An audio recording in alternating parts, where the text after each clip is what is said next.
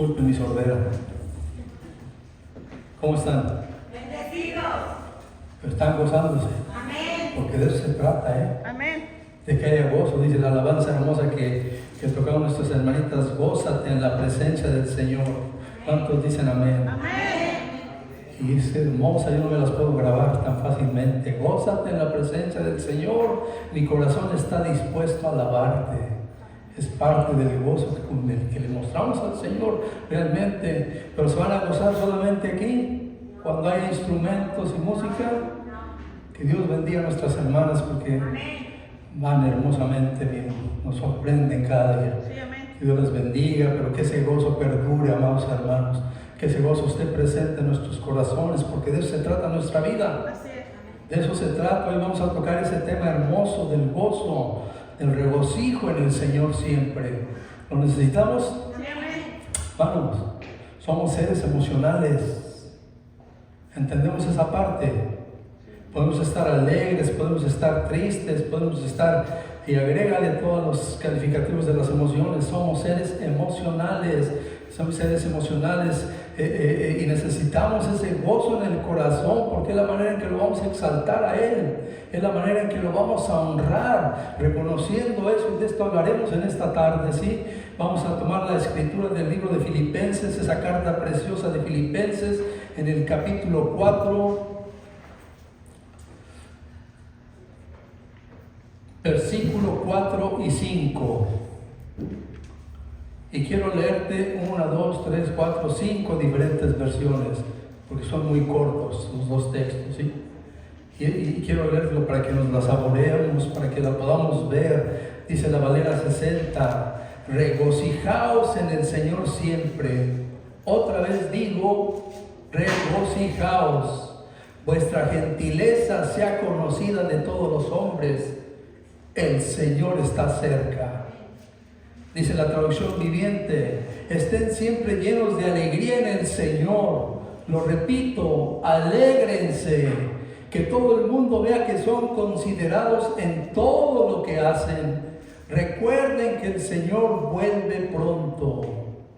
Dice la Biblia de las Américas, regocíjense en el Señor siempre. Otra vez lo diré, regocíjense. La bondad de ustedes sea conocida de todos los hombres. El Señor está cerca. Dice la versión Dios habla hoy. Alegraos siempre en el Señor. Os lo repito, alegraos. Que todos os conozcan como personas bondadosas. El Señor está cerca. Dice la traducción en lenguaje actual, vivan con alegría su vida cristiana. Lo he dicho y lo repito, vivan con alegría su vida cristiana, que todo el mundo se dé cuenta que ustedes son buenos y amables. El Señor Jesús viene pronto. Dije que el Señor Jesús está cerca y el Señor Jesús viene pronto. Amén, amén. En esta mañana el título de esta enseñanza, para que te la lleves en tu corazón, es el Señor está cerca. ¿Cuántos creemos que el Señor está aquí? Amén. ¿Cuántos creemos que el Señor se pasea entre nosotros? Amén. Que el Señor se ha movido toda esta mañana y está aquí. El Señor está cerca, amados hermanos, y demos gracias a Dios por su palabra en esta mañana. Señor bendito, Padre eterno y maravilloso, te damos gracias con todo nuestro corazón por este momento especial en que tú nos permites congregarnos una vez más, Padre. A ti te ha placido permitir el hálito de vida en todos y cada uno de nosotros para este propósito, en este momento de venir a adorarte con un corazón lleno de gozo, Padre, con un corazón que te adora, que alaba tu nombre, que admira tu grandeza, tu poder y tu gloria, Padre. Yo te ruego en el nombre precioso de Jesús que tú nos permitas atesorar, Padre, el consejo que tienes para nuestras vidas en esta preciosa palabra, Señor. 2 versículos son suficientes para cambiar nuestro lamento en baile. 2 versículos son suficientes para llenar nuestro corazón de gozo, porque tú lo ordenas, Padre. Permítenos llevar esta palabra y no permitas que salgamos de este lugar así como venimos. Sé tú obrando nuestros corazones, sé tú tocando nuestras mentes, cautivando nuestros pensamientos. Todo espíritu contrario a tu voluntad salga de este lugar, porque no te soportan, Señor. Te damos gracias en el nombre precioso de Jesús, Señor. Amén, bendito Padre. Amén. Y hace calor, hermanos. Todos sus lugares. Y denme unas 2 horas. ¿Nos vamos a gozar? Pues el tiempo va a acabar con nuestro gozo. No se debe, hermanos. No se debe. Tiene que haber gozo completo en nuestras vidas. Como te decía hace rato, tenemos un Dios tan hermoso, tan sabio, tan perfecto en el diseño de su creación, que a nosotros, siendo la parte, el pináculo, la parte más grande de su creación, nos ha hecho perfectamente con un diseño precioso, hermano. Como te dije, nos ha creado como seres emocionales. Sí, Dios ha creado a las personas como tú y como yo, con emociones, con sentimientos y afectos, y que son importantes para nuestras vidas y para nuestra relación con Dios, hermano. ¿Te das cuenta cuán necesario es que el ser humano tenga esa alegría y ese gozo en su corazón para poder alabar a aquel que lo creó, para poder adorar a aquel que lo trajo a sus pies, que es nuestro Señor? ¿Lo necesitamos? Pero también necesitamos que esa palabra entre por nuestra mente, hermanos, porque no solo de emociones, y baje al corazón, y vamos a tener una verdadera vida de adoración. Si no, podríamos caer en un emocionalismo que también es peligroso para nuestras vidas, hermanos, ¿sí? Entonces podemos entender con todo esto que te estoy diciendo, cómo las emociones, siendo una parte fundamental de la vida humana, que pueden ser dañadas por el pecado, hermanos. Pero también lo más hermoso es que también pueden ser redimidas y restauradas por Cristo. Esa es la buena noticia que tenemos en esta mañana, que sí van a ser afectadas por el pecado, pero Cristo las puede restaurar, las puede sanar, las puede componer. Y como seres humanos, tú y yo sabemos que experimentamos emociones también de forma pasiva, sufrimos emociones negativas, e incluso en las emociones positivas estamos sujetos tú y yo hasta cierto punto a veces a nuestras circunstancias, y no debemos permitir eso. No por lo que vamos a ver en la palabra. Tú y yo no dependemos de las cosas buenas que tengan que ocurrir en ese mundo de circunstancias que estaremos atravesando para tener el gozo que el Señor quiere que tengamos. No, hermano, de esta manera podemos entender también que las emociones nos van a revelar, por eso sea bendito el Señor, porque nos van a revelar la dependencia y la finitud que tú y yo tenemos, la limitación tan grande. Dios es sabio, hermanos. Esas emociones son parte de tu alma. Jesús tuvo emociones cuando caminó en la tierra. Entonces, hermanos, por ejemplo, muchas emociones tienen que ver con ¿qué, mi amado hermano? Con el sufrimiento de la humanidad que apunta a la muerte, y sufrimos ahí, hermanos. ¿Cierto o no sufrimos? Hasta con un ser querido que está en esa situación. La tristeza, hermanos, puede ser profunda incluso en aquellos que obedecemos a Dios, y es una tristeza que tenemos que tener cuidado, que no debemos permitirla, hermanos. El miedo, en última instancia, a la muerte. ¿Todo el mundo tiene miedo de la muerte? Claro que sí. El cristiano tiene poquito temor a la muerte en cierto momento, y sí lo tiene, y no debería tenerlo, porque la muerte, ¿qué dice Pablo? Para mí el vivir es Cristo y el morir es ¿qué? Inmediatamente nos vamos a la presencia de Dios, hermanos. Pero a veces nos agarra aquí lo que está aquí en el mundo, y eso nos permite llenarnos de temor, hermanos. Entonces, por ejemplo, la vergüenza y la culpa que siguen a la caída, porque cuando tú y yo caemos, cuando tú y yo resbalamos, cuando tú y yo cometemos algún pecado que sabemos que está mal, viene a nuestra propia vida vergüenza y caída y culpa, ¿cierto? Eso es bueno. El Señor nos está redarguyendo, hermanos. El Señor nos está hablando ahí, hermanos. Y esto nos permite entender que nosotros somos como los animales, y cómo son los animales desnudos, porque ellos no se ponen una camisa como nosotros, un vestido como las mujeres, ellos no se ponen un abrigo. Por eso te digo, es una comparación.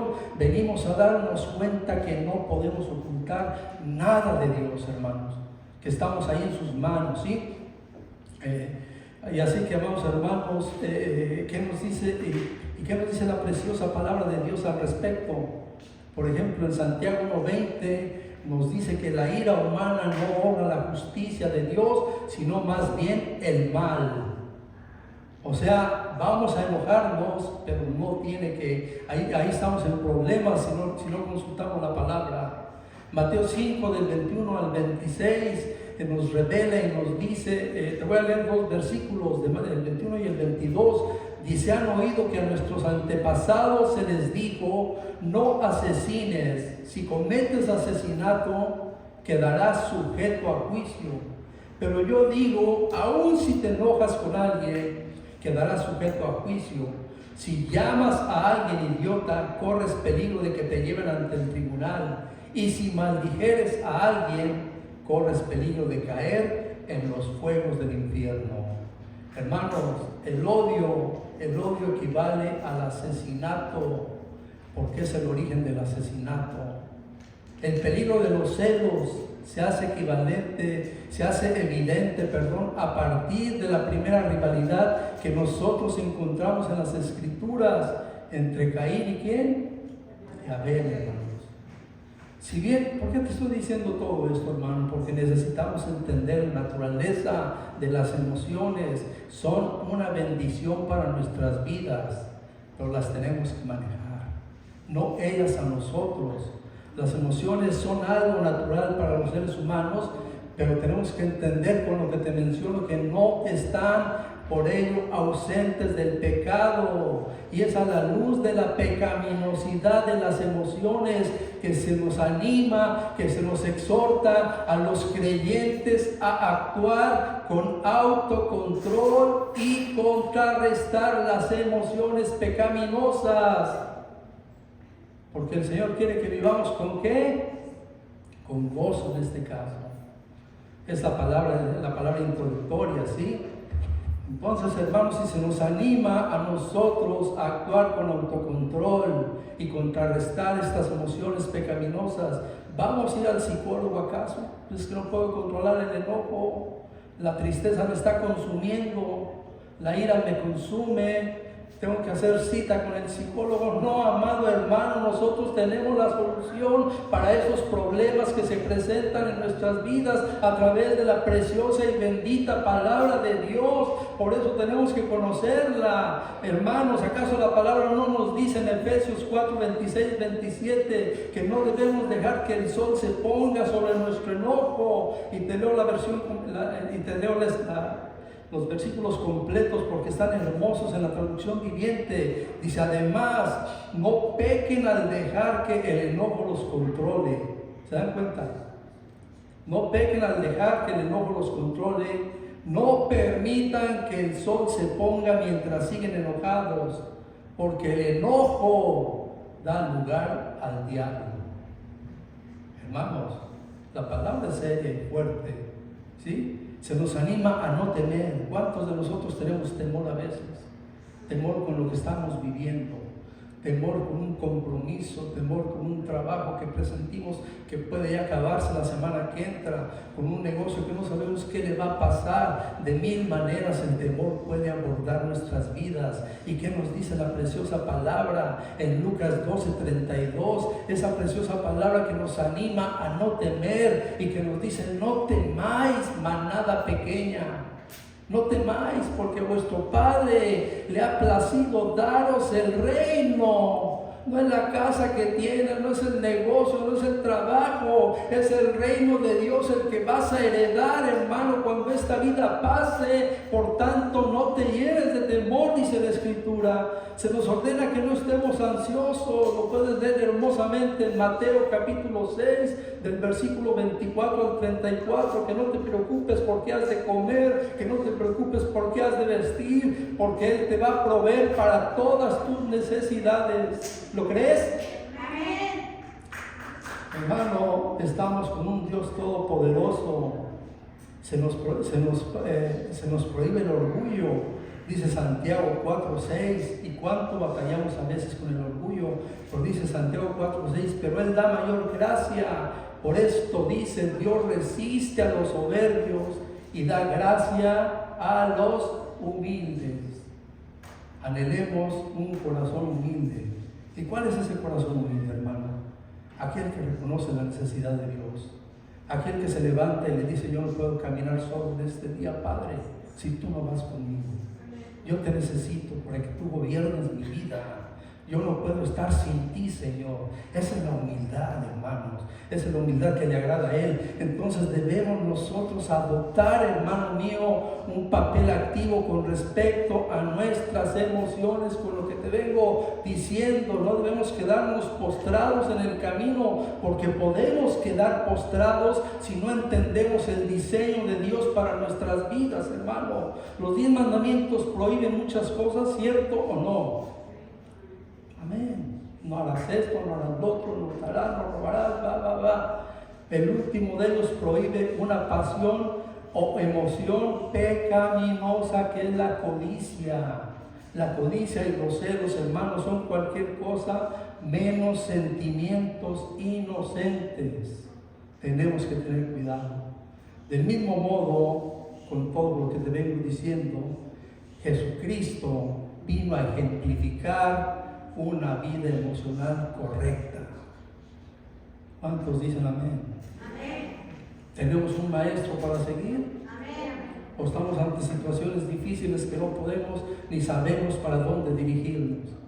Tenemos el camino trazado por Él.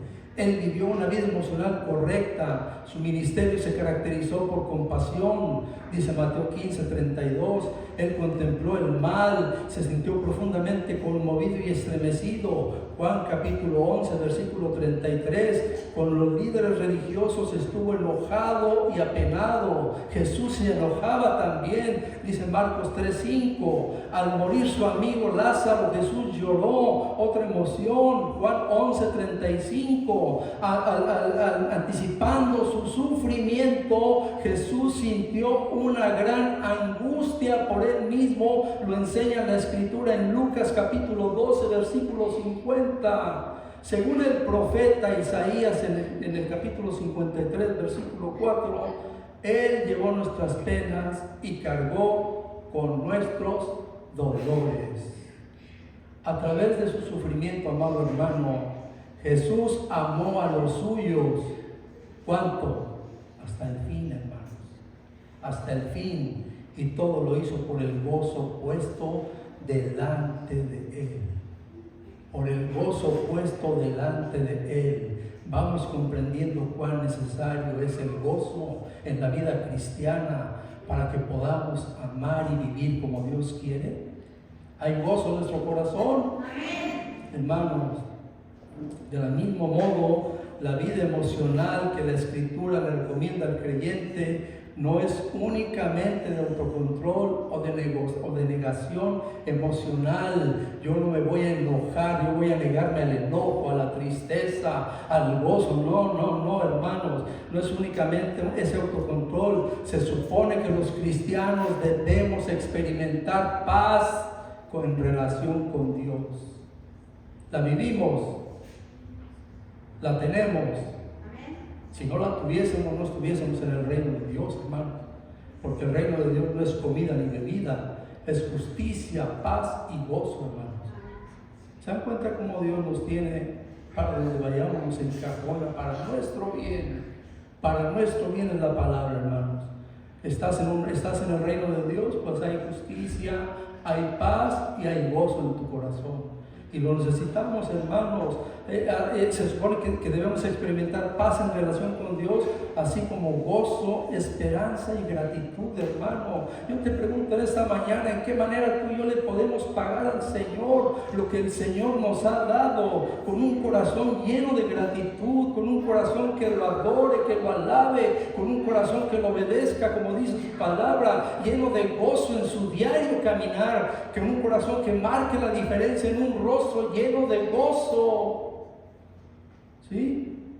Si tuviéramos la oportunidad nosotros de leer las biografías de muchos cristianos grandes a través de la historia, deberíamos hacerlo, hermanos.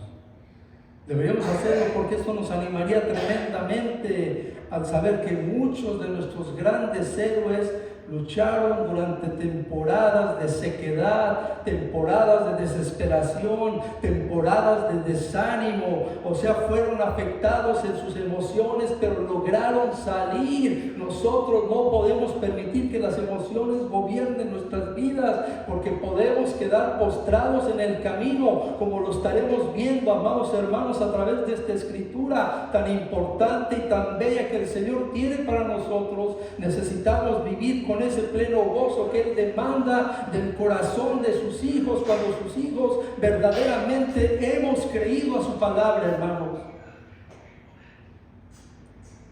Aquí nos aceptan, hermanos, dirán por ahí que chuparon un limón. No, caras felices, gozo permanente, ¿sí? Porque hay muchas causas, hermano, hay causas que ocasionan esto, hay solución para esto.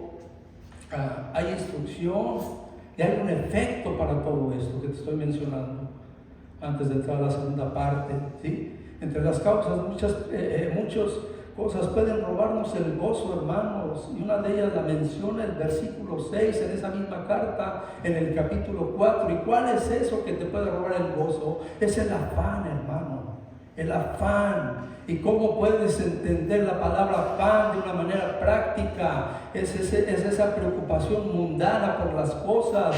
¿Qué dice el Salmo 127, versículo 2? Es inútil que te esfuerces tanto desde la mañana temprano hasta tarde en la noche y te preocupes por conseguir alimento, porque Dios da descanso a sus amados. A veces no entendemos eso y dejamos la vida en ese afán de tener y querer más y más. Mateo 6:25 dice: por eso les digo que no se preocupen por la vida diaria, si tendrán suficiente alimento y bebida o suficiente ropa para vestirse. ¿Acaso no es la vida más que la comida y el cuerpo más que la ropa?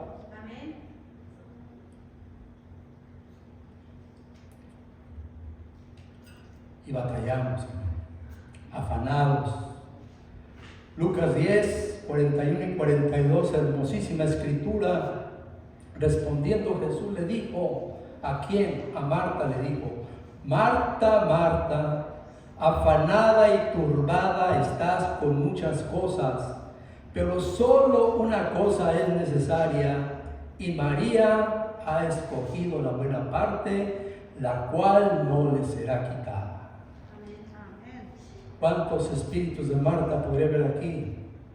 Solo yo lo sé para mí, solo tú lo sabes para ti, solo Dios lo sabe. ¿Cuántas Martas podría tener aquí? ¿Y cuántas Marías que anhelen eso? Porque el mundo nos va a absorber, hermanos. Es tu enemigo también. Satanás, el mundo y tu carne. El mundo está trabajando hermosamente con todos los distractores. Nos ha hecho una sociedad consumista, ¿cierto o no? Y a veces se nos van las manos y más y más y más, hermanos. Pero también hay otras cosas que pueden generar esa causa, y puede ser la duda, que algún día estaremos tratando hermosamente en esta iglesia para entender que es la parte contraria de la fe, que es la incredulidad, la duda, la pérdida de un ser querido, el que un ser querido esté tremendamente enfermo, el trabajo mismo que ya te mencioné, la enfermedad, las dificultades en las relaciones personales, laborales, familiares, e incluso en la iglesia se batalla.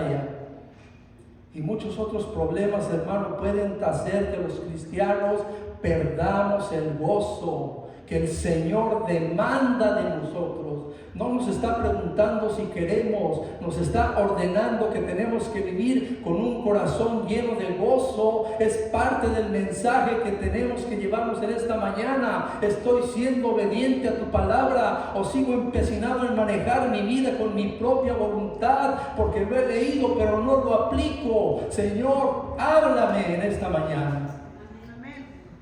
Hay una solución para esto en este proceso, hermanos. Pongamos atención en lo que dice Pablo sobre el gozo. Por eso te digo, tú y yo no tenemos que ver nada con la psicología moderna, porque estoy triste, la tristeza me consume, el enojo me gana. Tengo que ver un psicólogo porque no puedo dominar ni controlar mis emociones. Tú tienes el control absoluto de las emociones con la bendita palabra de Dios.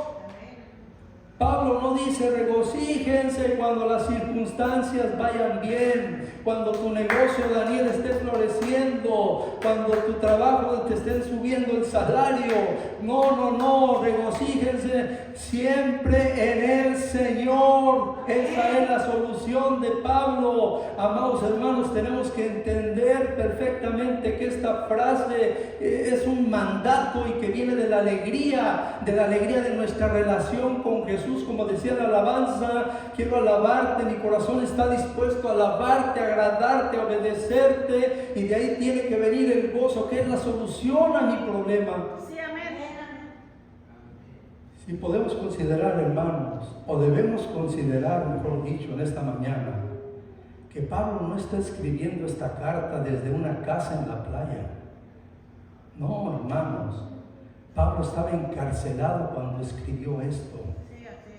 Pablo estaba, seguramente algunos de los filipenses recordaban cuando Pablo y Silas cantaban himnos en la cárcel, a pesar de ser golpeados y maltratados, como tú lo puedes leer en el libro de los Hechos, capítulo 16, versículo 11 al 31, y posiblemente se preguntaban, ¿cómo puede decir este hombre eso? ¿De dónde viene el gozo que hay en ellos? Y el gozo que había en ellos venía realmente de esa conexión con nuestro Señor Jesucristo.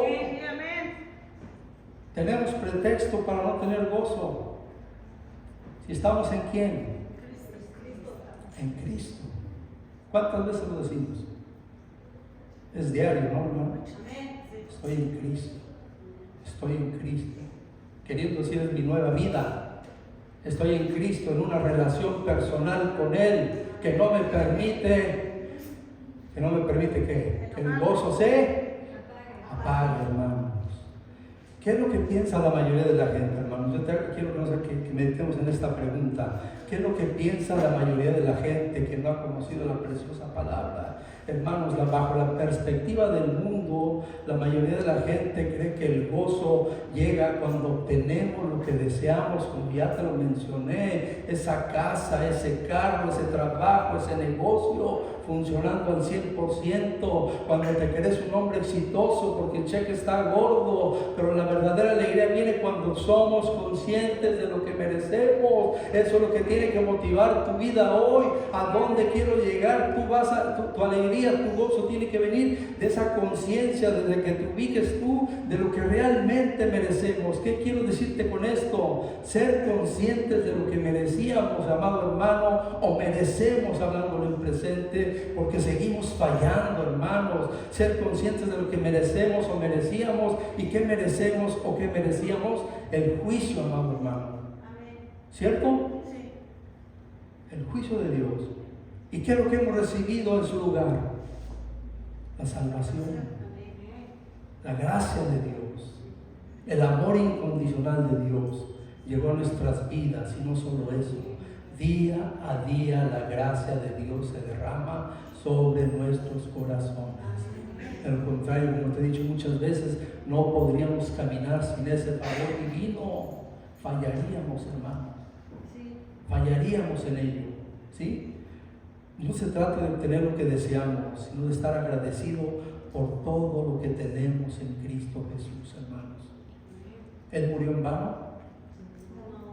Él no murió en vano, hermanos. Si nosotros falláramos en nuestro desempeño, en nuestro desarrollo de nuestra vida, en la manera que Él quiere que vivamos, podríamos decir que sí, porque sí, que sí lo hizo para conmigo, si no le fallo en ese aspecto. Pero Él no murió en vano, hermanos. Si tú y yo reconocemos que éramos tú y yo antes, qué éramos y qué somos. Antes éramos despreciables, pero fuimos atrapados y cambiados por el amor de Jesús, hermano. Y esto debería hacernos felices día y noche por el resto de nuestras vidas, vivir con gozo en el corazón. Entonces en Filipenses, el hombre más feliz de Roma, ¿dónde está? Está en la cárcel escribiendo esta carta. ¿Y qué le hace regocijarse? La buena noticia de que Cristo lo rescató. ¿Y de dónde lo rescató? De la perdición, como nosotros fuimos rescatados de las tinieblas a su luz admirable, de muerte a vida por el poder de su palabra. Y todo por él, hermanos, no por nosotros. Yo no hice nada, créeme. Yo cuando vi me tenía en sus brazos, hermano. ¿Qué hiciste tú? Nada. Cuando tú te diste cuenta, ya te había traído a sus con lazos de amor. Es digno de toda la gloria. Padre Santo, ayúdanos, Señor. Ayúdanos a entender tu palabra, Padre. Ayúdanos, Padre Santo. Entendamos, consideremos lo que merecemos a causa de nuestro despreciable pecado, hermanos, y lo que tenemos a causa del amor redentor de Dios por medio de Cristo. Y esa comprensión debería dar lugar a un gozo continuo, hermanos, a un gozo que no pare, un gozo que se mantenga sin fluctuar, hermanos, ¿sí? Reflexionemos cómo nos sacó de lodos el gozo. Vuela tu imaginación tú en tu propia experiencia y recuerda dónde estabas y dónde estás. Como dice David en ese precioso Salmo 40, versículo 1 al 3, con paciencia esperé que el Señor me ayudara, y Él se fijó en mí y oyó mi clamor. Me sacó del foso de desesperación, del lodo y del fango, así como a nosotros, hermanos. Puso mis pies sobre el suelo firme, y a medida que yo caminaba me estabilizó. Me dio un canto nuevo para entonar un himno de alabanza a nuestro Dios. Muchos verán lo que Él hizo y quedarán asombrados y pondrán su confianza en el Señor. ¿Te das cuenta cuán necesario es que honremos a Dios viviendo lo que Él quiere que vivamos? Porque solo así muchos vendrán. Es testimonio, hermano. Es testimonio, no es teología. No es tanta Biblia, es vivir la Biblia. Porque esta instrucción, hermanos, esta preciosa instrucción dice entonces cuándo y cuánto tiempo debemos regocijarnos en el Señor. ¿Y qué dice Pablo, hermanos? Siempre, siempre. Y debemos recordar nuevamente que esto es un mandato, no un buen consejo, porque ciertamente habrá ocasiones en las que estemos afligidos y llenos de tristeza. ¿Vamos a estar? Jesús mismo lo dijo: en el mundo tendréis aflicción, pero confiad en mí, yo he vencido. Santiago, hermanos míos, tened por sumo gozo cuando os halléis en diversas pruebas. Va a haber pruebas, pero Santiago dice que nos gocemos, sabiendo que la prueba de vuestra fe produce paciencia, mas tenga la paciencia su obra completa para que seáis perfectos y cabales y sin que os falte cosa alguna. Hermanos, estamos llamados y preparados por la palabra para experimentar tribulaciones, aflicciones, pero en medio de todas ellas debe prevalecer el gozo en el corazón de nosotros. Amén. Amén. ¿Y cuál va a ser el efecto, hermanos, si somos obedientes? ¿Qué pasaría? Quiero que nos preguntamos, ¿qué pasaría si tú y yo viviéramos vidas de constante regocijo, de constante gozo? Meditemos un poco, hermanos. Pensemos en todos aquellos pecados que son superados por un corazón que se regocija siempre en el Señor. ¿Fallamos o no fallamos? Dice la palabra que el amor cubrirá multitud de ¿qué? Yo creo que el gozo igual, hermanos, porque estamos siendo obedientes.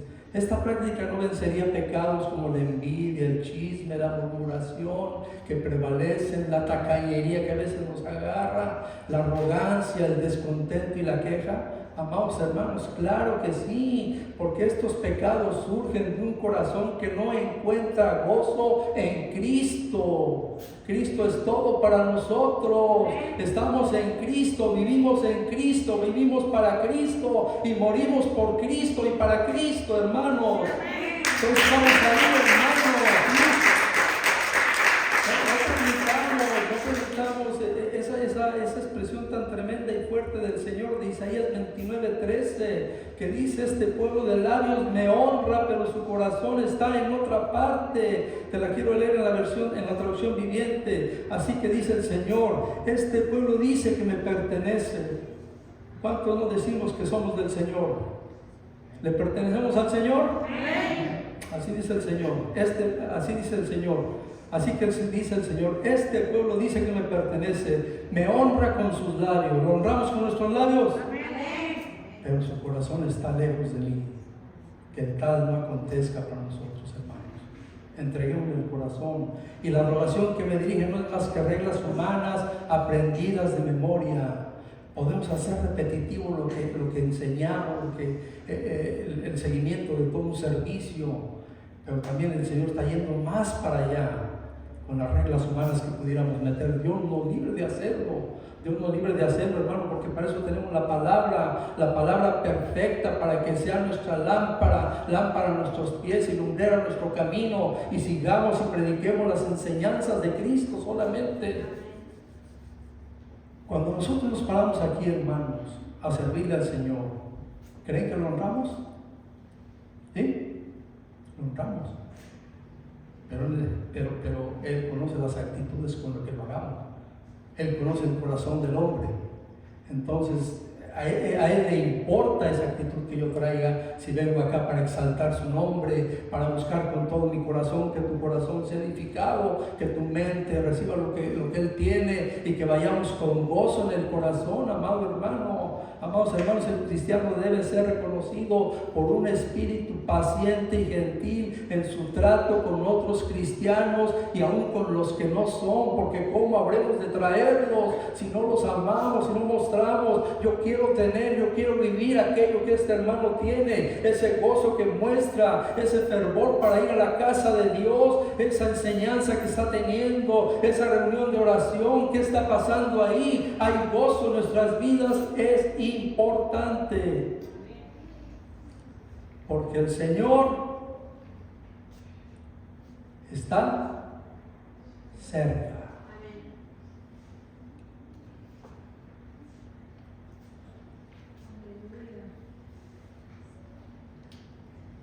El Señor está aquí. Amén. Lo creemos.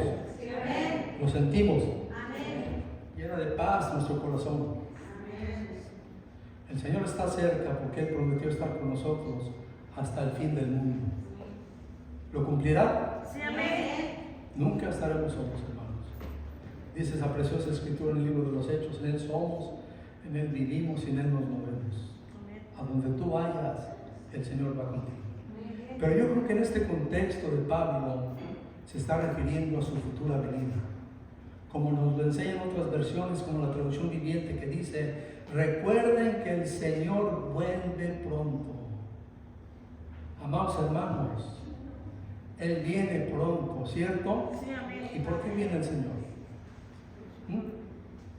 Viene por una iglesia gloriosa, sin mancha, ni arruga, ni nada parecido, sino santificada y perfecta, como la describe Pablo en Efesios capítulo 5, versículo 27. Él viene por su novia, Él viene por su esposa. Amados hermanos, la iglesia es la novia de Cristo. Sí, amén. Cristo prometió venir y nosotros esperamos en Él o no esperamos. Pablo es el primero en describir a la iglesia como una esposa. Fíjate cómo la describe en 2 de Corintios capítulo 11, versículos 2 y 3. En la versión Dios habla hoy, te voy a leer: porque el celo que siento por vosotros es un celo que viene de Dios. Yo os he comprometido en casamiento con un solo esposo, Cristo, y quiero presentaros ante Él puros como una virgen. Pero temo que, así como la serpiente engañó con su astucia a Eva, también vosotros os dejéis engañar y que vuestros pensamientos se aparten de la devoción pura y sincera a Cristo. Qué hermosa escritura, amado hermano. Es preciosísima. Pablo se adjudica aquí un título como padre espiritual. Yo la presento, yo la comprometo. Yo soy el padre de ustedes. Y tengo un celo es un celo que viene de Dios. Y yo os he comprometido en casamiento con un solo esposo.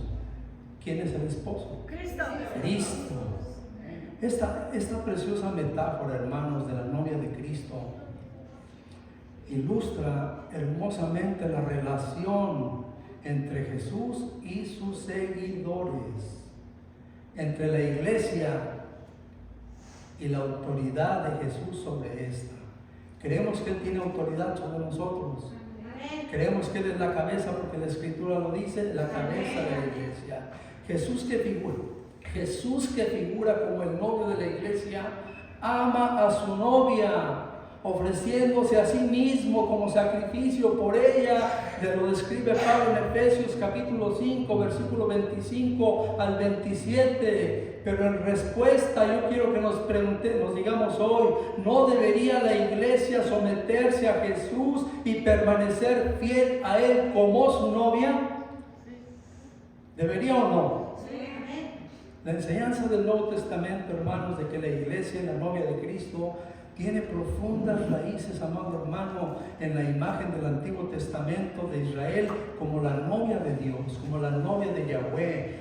Isaías 62:5 declara y dice: tu Dios se recreará contigo como se recrea el esposo con la esposa. Y aquí quiero que observemos algo, hermanos, que nos permita entender la naturaleza de nuestra relación con Él, ¿sí? Por eso estoy mencionando todo esto. La fidelidad y la lealtad en la relación matrimonial entre Dios y su pueblo del pacto es un tema principal en el Antiguo Testamento. Así como lo vivimos actualmente, ¿qué debe haber en un matrimonio? Debe haber fidelidad, lealtad, exclusividad. Claro, hermanos. Dios siempre permanece fiel. Dice Isaías capítulo 54, versículo 4 al 7. No temas, ya no vivirás avergonzada, no tengas temor, no habrá más deshonra para ti, ya no recordarás la vergüenza de tu juventud ni las tristezas de tu viudez, pues tu Creador será tu marido. El Señor de los ejércitos celestiales es su nombre. Él es tu Redentor, el Santo de Israel, el Dios de toda la tierra. Pues el Señor te llamó para que te libres de tu dolor como si fueras una esposa joven, abandonada por su marido, dice tu Dios. Por un breve instante te abandoné, pero con gran compasión te recibiré de nuevo. Dios es fiel, amados hermanos, pero su pueblo rara vez lo hace. Y Dios a menudo compara su infidelidad con el adulterio y la prostitución. Escucha Jeremías capítulo 3, versículo 1. Si un hombre se divorcia de su esposa y ella se casa con otro, él nunca la recibirá de nuevo, porque eso sin duda corrompería la tierra. Pero tú, ¿quién? Israel. Tú te has prostituido con muchos amantes, entonces, ¿por qué tratas de volver a mí? Dice el Señor. Pero también el Antiguo Testamento, amado hermano, promete la restauración definitiva de un matrimonio feliz entre Dios e Israel. Y quiero leerte dos citas. Isaías 61:10. Me llené de alegría en el Señor mi Dios, pues Él me vistió con ropas de salvación y me envolvió en un manto de justicia. Soy como un novio en su traje de bodas o una novia con sus joyas. Me llené de alegría en el Señor mi Dios, pues Él me vistió con ropas de salvación y me envolvió en un manto de justicia. Hermosas palabras que nos recuerdan a nosotros lo que ha acontecido en nuestra vida al haber entregado nuestra vida a Jesús. Isaías 62, 4, 5 dice: nunca más te llamarán la ciudad abandonada ni la tierra desolada. Tu nuevo nombre será la ciudad del deleite de Dios y la esposa de Dios, porque el Señor se deleita en ti y te reclamará como su esposa. Tus hijos se dedicarán a ti, oh Jerusalén, como un joven se dedica a su esposa. Entonces Dios se regocijará por ti, como el esposo se regocija por su esposa. Amados hermanos, te estoy comentando todo esto porque debe quedarnos claro que la relación entre Jesús y la iglesia conlleva connotaciones de pacto, donde se espera fidelidad y exclusividad por parte de la novia del Nuevo Testamento de Cristo. Y es importante, hermanos, que lo tengamos presente. Sabemos que la ceremonia de matrimonio y banquete parecen eventos futuros. Todavía no han llegado las bodas del Cordero. Esos momentos que Apocalipsis 19, versículos 7 al 9 nos enseñan.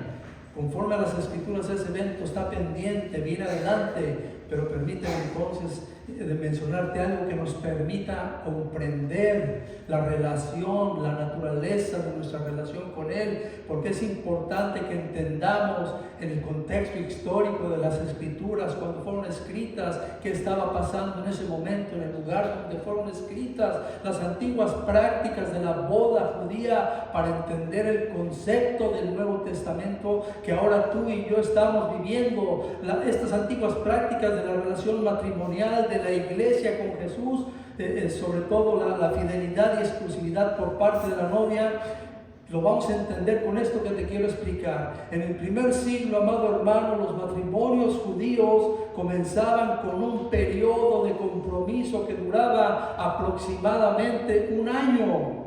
Un año se comprometía la novia con el novio, y durante ese tiempo quiero que entendamos que la pareja se consideraba casada y se les reconocía como marido y mujer, a pesar de que aún no vivían juntos ni consumaban el acto matrimonial, pero ya eran considerados como esposo y esposa. Estos futuros esposos estaban legalmente relacionados, fuertemente relacionados, de modo que si alguno de ellos moría durante esta fase del matrimonio, el cónyuge sobreviviente se consideraba viudo o viuda. ¿Pues era una cosa seria o no? La novia esperaba, porque el novio se había retirado a la casa del padre a construir la morada. ¿Me recuerda algo eso?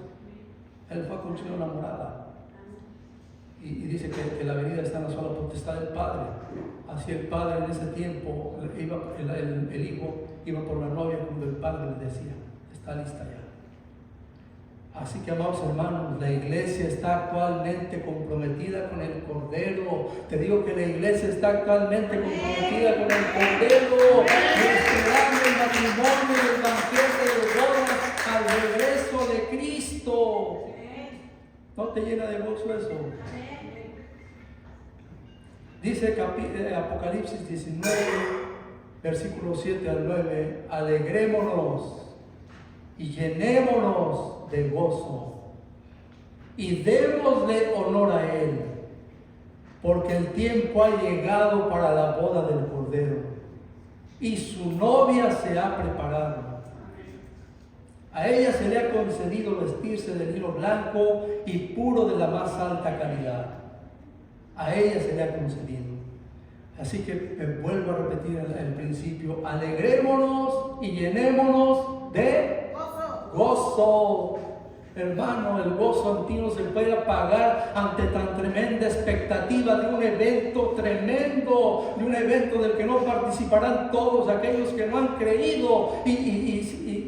porque el tiempo ha llegado para la boda del Cordero. Créeme lo que tú le vas a dar la gloria y la honra al Señor en medio de esa obediencia, de alegría y gozo permanente en tu corazón. No con palabrerías. Él va a conocer tu corazón, Él va a ver ese gozo ferviente en tu corazón, y su novia se ha preparado. Tenemos que prepararnos, pueblo de Dios. ¿Estamos preparados? A ella se le ha concedido, a ver, vamos a ver, es cierto. Él dice el versículo 8, a ella se le ha concedido vestirse del lino blanco y puro de la más alta calidad. Bendito sea Dios por todas las versiones que nos ha permitido, porque esta versión es la traducción viviente que te permite entender más. Debes consultar diferentes versiones, hermano. Porque a ella se le ha concedido vestirse de lino blanco y puro de la más alta calidad. ¿Y cuál es ese lino blanco? Continúa diciéndote la Escritura, pues el lino de la más alta calidad representa las buenas acciones del pueblo santo de Dios. Amén. Y el ángel me dijo, escribe esto: benditos son los que están invitados a la cena de la boda del Cordero. Y añadió, estas son palabras verdaderas que provienen de Dios y no del hombre. Amén. Dale gracias al Señor. En ese momento, hermanos, Jesús se presentará a sí mismo por su novia, pura y fiel, como la describe Pablo en Efesios, porque Él la preparó así. Así que, amados hermanos, aún un poquito, y el que ha de venir vendrá y no tardará. Dice Hebreos 10:37. Por tanto, amado hermano, ante una inminente venida, ¿qué es esa palabra inminente? Que está a punto de suceder, que está cercana, que es inmediata, que está próxima, que es inaplazable, porque está destinada para una fecha exacta, que está en la potestad del Padre. Ante una inminente venida, no os quejéis unos contra otros para que no seáis condenados. He aquí, el juez está delante de la puerta. Amén. Él viene. Y está próximo, hermano. Y Él viene por una novia pura. ¿Y cómo? Y fiel. Yo creo que el matrimonio es la alegoría que el Señor usó para demostrar lo que Él quiere, hermanos. Fidelidad, pureza. Como dice Pablo en los Efesios, te la repito, una iglesia gloriosa, sin mancha, ni arruga, ni ningún otro defecto. Será en cambio santa e intachable. Santa. Por ello mismo, hermanos, por ello mismo, fíjate bien, qué hermoso es Dios. Seamos diligentes, como dice la palabra en 2 Pedro 3:14. Por lo cual, queridos amigos, mientras esperan que estas cosas ocurran, hagan todo lo posible para que se vea que ustedes llevan una vida pacífica, que es pura e intachable a los ojos de Dios. Oremos sin cesar. Mirad, velad y orad, porque no sabéis cuándo será el tiempo. Y no quiere decir que no duermas, hermano, porque te enfermarías. Velad se está refiriendo a que veles con tu alma. Tu vida espiritual no puede dormir. Tú no puedes dormir espiritualmente. Tu alma ha sido despertada, gracias a Dios, y tienes que mantenerte velando en tu alma, en tu espíritu, hermano, porque Él viene. Orad sin cesar, porque no sabéis cuándo será el tiempo. Seamos pacientes, dice la Escritura también. Ustedes también deben ser pacientes. Anímense, porque la venida del Señor está cerca, dice Santiago 5:8. En la Valera 60 dice: tened también vosotros paciencia, tened también vosotros fortaleza y afirmar vuestros corazones, porque la venida del Señor se acerca. El Señor está cerca. Afirmemos nuestros corazones. Dice también la Escritura que seamos puros. Primera de Juan capítulo 3 versículo 3. Y todo aquel que tiene esta esperanza en Él. Tenemos esperanza en Él.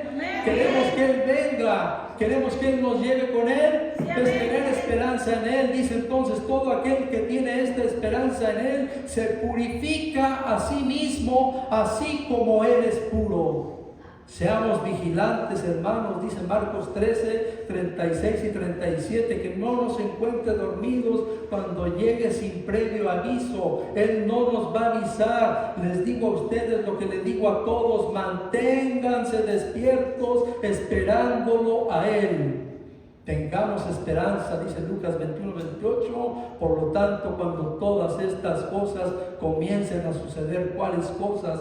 Todas las señales que Él arrojará para nosotros, pónganse de pie y levanten la mirada. Hay que erguir la cabeza, porque la salvación está cerca. Estemos preparados, hermanos. Ustedes también deben estar preparados todo el tiempo, porque el Hijo del Hombre vendrá cuando menos lo espere. Te invito a que te pongas en pie.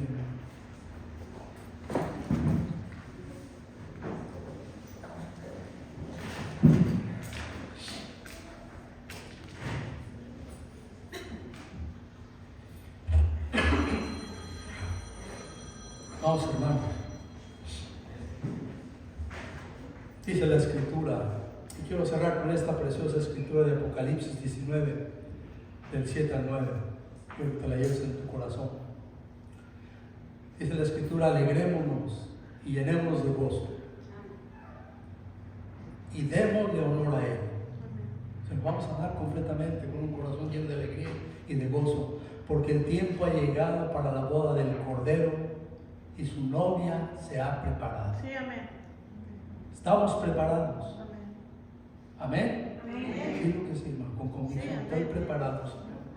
Permíteme decirte una cosa: si nosotros, como parte del pueblo de Dios, solamente pensamos en la salvación como tal, ¿a qué me refiero con estas palabras?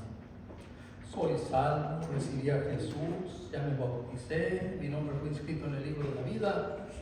Si nosotros, como parte del pueblo de Dios, solamente pensamos en la salvación así como tal, con lo que te menciono, créeme lo que estamos jugando con el cristianismo y no estamos preparados. Escucha lo que continúa diciendo la Escritura en el versículo 8 del capítulo 19 de Apocalipsis. A ella, ¿a quién? A la novia, a nosotros que somos esa novia, colectivamente y también individualmente. A ella se le ha concedido vestirse de lino blanco y puro de la más alta calidad. Pues el lino de la más alta calidad representa las buenas acciones del pueblo santo de Dios. Pues el lino de la más alta calidad reprende la recta conducta del pueblo santo, dice la versión Dios habla hoy. Pues el lino de la más alta calidad representa el bien que hace el pueblo de Dios, dice la traducción en lenguaje actual. Debemos entonces, por tanto, considerar en nuestro peregrinaje la pureza de nuestros corazones, Sí, amén, hermanos. amén. Yo te invito y te exhorto a que tú lo consideres, a que tú lo hagas un hábito mental en tu vida, esa parte hermosa que Dios quiere. Y por qué no decirlo, anhelemos la llenura o presencia del Espíritu Santo en nuestras vidas para que verdaderamente el Señor nos ayude, porque Él es el único que puede ayudarnos a enderezar todo aquello en lo que estemos resbalando y fallando, para no reincidir en aquellos pecados que ya fueron llevados a la cruz del Calvario. En el momento en que tú le entregaste tu vida, tus pecados fueron perdonados, pero muchas veces el pueblo de Dios insiste en volver para atrás a buscarnos a lo más hondo del mar, hermano, donde ya fueron arrojados, y persistimos y somos persistentes. Reincidencia es la palabra correcta. Soy reincidente cuando vuelvo para atrás en alguna falta o error que he cometido. Pecados que solamente tú y Él conocen, pecados que solamente Él y yo conozco. De manera que podamos estar, amados hermanos, entre aquellos que son llamados, como dice el versículo 9, bienaventurados o benditos, porque son invitados a la cena de la boda del Cordero. Recuerda lo que la Escritura dice: estas son palabras verdaderas que vienen de Dios. ¿Quieres ser bienaventurado? Amén. ¿Quieres ser bendito? Amén. Alégrate, gózate y trabaja en tu vida. Permítele al Señor trabajar en tu vida. Y no estemos entre aquellos a los cuales Jesús les dice: no todo el que me dice Señor, Señor, entrará en el reino de los cielos, sino el que hace la voluntad de mi Padre que está en los cielos. Muchos me dirán aquel día: Señor, Señor, no profetizamos en tu nombre, y en tu nombre echamos fuera demonios, y en tu nombre hicimos muchos milagros. Entonces les declararé: jamás los conocí, apártense de mí los que practican la iniquidad. Dale gloria a Dios, hermano, porque la voluntad de Dios es que vivas con gozo en tu corazón, porque Él está cerca, Él viene pronto, y por tanto es también su voluntad que tú y yo purifiquemos nuestro corazón, busquemos la pureza en nuestro corazón, que solo lograremos a través de la bendición de su Espíritu morando en nosotros, hermanos, porque humanamente estamos descartados para lograr tal efecto, pero con la bendita promesa de que Él ha prometido estar con nosotros hasta el fin de los tiempos, tú y yo lo lograremos si somos perseverantes y obedientes a su palabra. Que Dios bendiga tu vida hoy y siempre, y el altar está abierto en esta mañana. Si el gozo de la palabra, hermano, si sientes que estás cayendo, pasa al altar y reconcíliate con Él. Yo no sé si hay aquí alguien que lo necesite. El Señor conoce tu corazón, el Señor conoce mi corazón. Él sabe lo que necesitamos, Él sabe lo que hacemos, lo que vivimos. Amado hermano, dale la gloria, dale la honra, dale la alabanza a Él.